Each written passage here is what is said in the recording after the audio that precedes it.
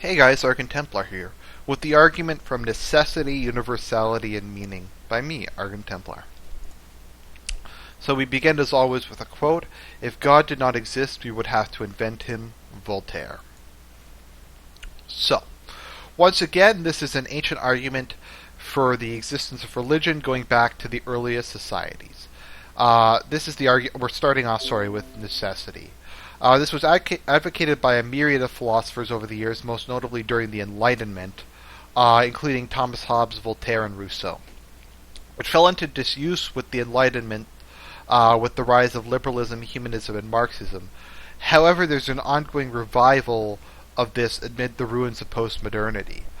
I'll get into the argument in a minute, but basically the idea was that religion is necessary for society to function, and during the Enlightenment and the aftermath, people said, no, we can just have humans make their own decisions, we can appeal to some undefined universality, or no, class struggle is what determines reality, and religion is the opiate of the masses, which reinforces the class system.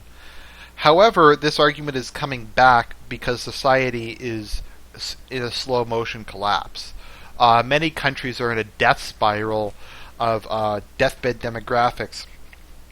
Social cohesion is falling apart. Morality is disappearing. We have people openly calling for the legalization of pedophilia and polygamy. We just have all kinds of horrendous things that are happening. We have Planned Parenthood advocating for post-birth abortion and selling. A story recently came out where they're selling the body parts of aborted babies to profit. It's kind of a mess. So what is the argument from necessity? The argument from necessity is a societal religion is necessary to keep society in line, to provide a common moral code and a shared identity. Generally speaking, the countries that are more culturally, religiously, and morally homogenous function better. I don't think anyone would really disagree with that. Most of the problems in Africa come from countries being split between a number of different tribes or ethnic groups, or they come from countries that have similar ethnic groups being religiously split. Countries that are homogenous don't tend to have the same amount of internal problems. Like Syria and Iran are both Muslim countries, but Syria has a bunch of ethnic groups and different religious groups, and Iran is more or less dominantly Persian. And Syria has a civil war, and Iran hasn't really had a civil war along those lines for a very long time. While there's a great deal of political dissent in Iran, Iran's in no danger of collapsing into composite parts. Much like France isn't in any danger of collapsing into composite parts. While the UK is, to some extent, England itself isn't in a danger of collapsing into composite parts. Although London, as it becomes more diverse, and people, there's obviously an ethnic element and cultural element to this, but to some extent, the injection of so much religious diversity into England is causing societal problems and societal conflicts, as new moral codes that people have no experience with are being advanced and people are being exposed to them. Part of this argument is the fear of divine punishment keeps the public in line.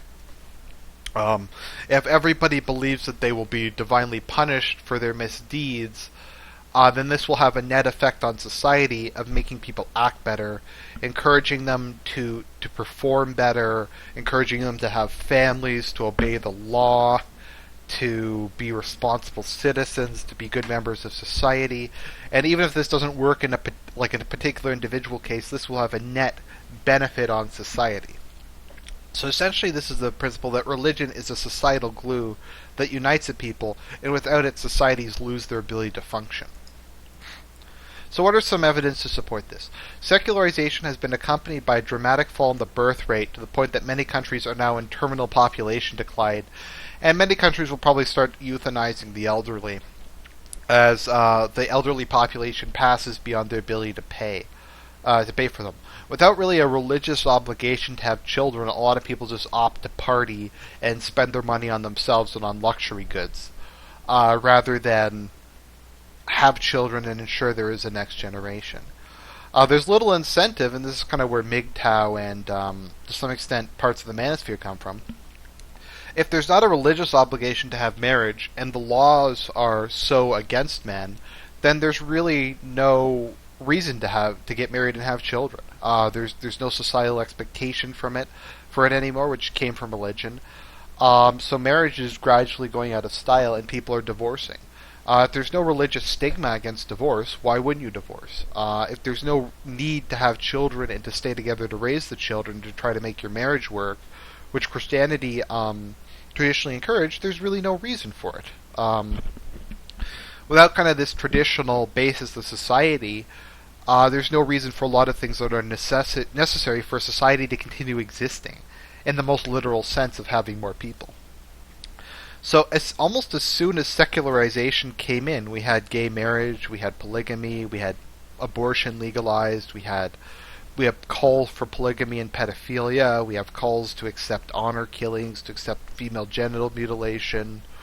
I know the Canadian College of Physicians or whatever has said that giving someone AIDS by having unprotected sex with them without telling them that you have AIDS should not be considered a crime. So these things are increasingly advocated as there is no more taboo against them. What is the argument against these things if there's no religious answer against them? If we live in a society where all that matters is feelings and people doing what makes them happy, then there is no argument against any of this stuff. There's no more taboo against them. Makes sense to me. So what is the objection to this? That this is cynical. There's legitimate objection that promoting a religion solely based on the social benefits it provides is dishonest and cynical, completely lacking in personal faith. To which I agree, actually. And this is a problem I have with a lot of people in the alt-right. And I get into arguments with, I am very sincere in my beliefs. I'm very emotionally invested in them. It's not, for me, just a cynical thing. But the thing is, there can be many reasons for things. There is no contradiction between advocating a religion because you believe it to be true, and advocating a religion because you believe it would be good and necessary for society. You can believe both. In fact, wouldn't you expect a true religion to work for society? As opposed to a false religion. Wouldn't you expect a good religion to ensure a true religion to work properly for society because it reflects human nature and it reflects the proper moral order? As I will get into much later when we talk about Christianity, for me the fact that it was Christian civilization that invented things like electricity, flight, a Christian civilization that went to a moon, is a point in its favor towards it being true. Because if it, to some extent, the fact that it functioned so well, and it led civilization to have such immense achievements, to me says it's in line with the moral law and has a correct understanding of the universe. So, it works because it's true, and the true because it's worked are not mutually exclusive. So then, this leads us to the argument from universality. So man, I would say, is a spiritual creature, much as he is a political one. Aristotle described man as a political animal. I have a hard time thinking of a traditional society that is a pre-Enlightenment society that did not develop some form of supernatural belief in a sort of higher power, even if it was just a tribal idol. Even if much of this was superstition and seems absurd today, and I would agree it's absurd, the fact remains that the belief in a higher power and the immortality of the soul of an afterlife is universal. It appears in virtually every human culture and every civilization. Every society has had a religion. Every society has had a state religion, whether it's official or not, whether it's a formally defined religion or not. It's just a part of human nature. It's something that dates back to the earliest age of humanity. Well, once again, this could all just be an illusion, this could all be wrong, this could all just be a byproduct of evolution, etc. But even so, I think it does stand on the ground to some extent. Well, they could all be wrong, of course. The point, I think, stands that there is, as much as there is an aversion to pain and desire to reproduce, which are universal things common to all humans and all human societies, religious experience is inherent to all societies. A desire for God, a desire for the divine, is a universal aspect of humanity. And I include this together with necessity because I believe they go together. All societies have a need to integrate some form of religious belief in their culture. It is a form of human existence. It is necessary to society to function because it is a necessary part of human experience and a part of being a human. So the objection is religion is a primitive superstition we have outgrown. So there is some merit to this objection, I certainly agree. Looking back on many early myths and legends, especially of primitive peoples, one can wonder how anyone could believe any of this. Zeus having sex with a goat, people in Africa eating albinos because they provide magical powers. I remember in the Congo there's a video of some people saying that drinking a magic potion and then raping women gives you the ability to withstand bullets. That being said, I think there's a difference between a well thought out, rational, kind of complicated, advanced belief system that has some evidential support and eating albinos because you think they're magical. Thomas Aquinas and William Lane Craig and other great philosophers of religion really the same thing as some random cannibal tribe in New Guinea?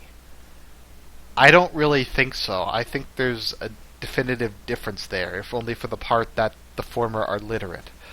As for the concept of religion in general, I think it brings people meaning, and I think the fact that you have people still using religious language like the grand design, like talking about the beauty of creation. Even the new atheists will use this language, and they will talk about, in very emotional terms, the nature of the universe. So I think it is something that is still there, and if we didn't have God, we'd have to invent him, because he's a natural desire we have as human beings. Okay, so the next part is the argument for meaning, which is kind of a third part, and I've been hinting at this. So the last of kind of this trilogy of arguments that I've grouped together, because they're all kind of small and brief, but they all kind of relate to one another. They all relate to how human society and human psychology works. So it's historically been a well-accepted fact that human existence that people need things bigger than themselves to give them meaning and to define themselves, be this a religion, a nation, or something else. Christ said, man cannot live by bread alone. And I believe the next part is he needs to be nourished by the word of God.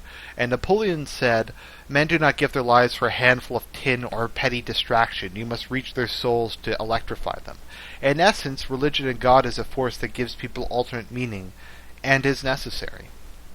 And this is just something that is self-evidently true from looking at history. Even if you argue it is the opiate of the masses, that does not eliminate the need that it's an opiate that the masses freely indulge in, that is common to all societies and cultures, that all people seem to need this, and that something greater than themselves gives them meaning. And if they don't have God and they don't have a religion, they will fill it with something like Marxism or secular messianism or just something else. So argument meaning continued. Furthermore, if there is no absolute standard of value, that is something eternal, and nothing is eternal, there is no real meaning to anything. You will die, all your descendants will die, the earth will die, and the stars themselves, like everything else, will die, to quote Where the Wild Things Die. If there is nothing beyond this world, then ultimately all things will fade away. Your efforts will be for nothing, and no one will be around to remember anything. To reject the existence of God, a metaphysical realm, and a soul is ultimately reject that there is ultimate and eternal meaning to life in the universe. Otherwise, you just have your life, you die, and that's the end.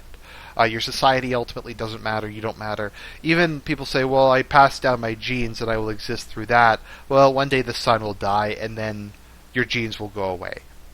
Eternity is infinity, eternity is forever, so who cares really if you live 100 years or 1 billion? In the end, you're still dead. So in summary, man is a religious creature. He has a natural desire for greater meaning.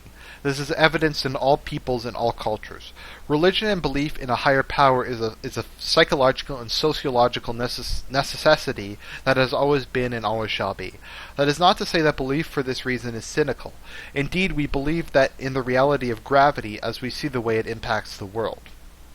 So much as we see that the theory of gravity is necessary to explain the world, the existence of God, I think, is to some extent necessary to explain why people have this. And I know there's all kinds of evolutionary explanations for it. But I don't know, it seems intuitively wrong to me to say this is all just projection, this is all just some evolutionary thing. It's so universal and it's so pervasive. I don't know, I don't see why evolution would make us develop this completely delusional view of the world and view of ourselves. It just doesn't make sense to me. Maybe I'll make another video if I can figure out a better way to express this, but I think it makes sense. So ultimately, without God, there is no objective eternal meaning, and one must bite the bullet, so to speak, and admit to this, and admit that there is no objective meaning. And then you become like Woody Allen, who was asked if he cared whether or not a football team won, or whether or not it mattered. He said it matters as much as human life does, because he's an honest atheist. So, I end with a quote from Ecclesiastes. Yet God has made everything beautiful for its own time. He has planted eternity in the human heart, but even so, people cannot see the whole scope of God's work from beginning to end. So, that's just kind of a quote that the desire for eternity and the desire for God and for beauty is planted in the human heart and is an innate part of human nature. So, the cumulative argument. In addition to prior arguments, this further argues that not only did God create us and give us moral laws, but he has written a desire for him, to know him and to have friendship with him onto our hearts of all men. I would contend that this to some extent further proves that God exists and he cares about us. This goes well together with the moral and design arguments, and many people view these as subsets. The universe is designed, and human culture and human nature is designed in such a way to have a natural desire for God. If God designed the universe, he designed life. If to some extent he designed us, it makes sense that he would put a desire for us to know him within us as part of our programming, so to speak. It makes sense that he would design the way that we would ultimately socially function to be consistent with this. So I don't know. I think this all makes sense. I think this is all pretty straightforward. This is a bit more sociological, a bit more subjective than some of the more scientific ones, but I think it's a pretty good argument. This is Argent Templar signing out.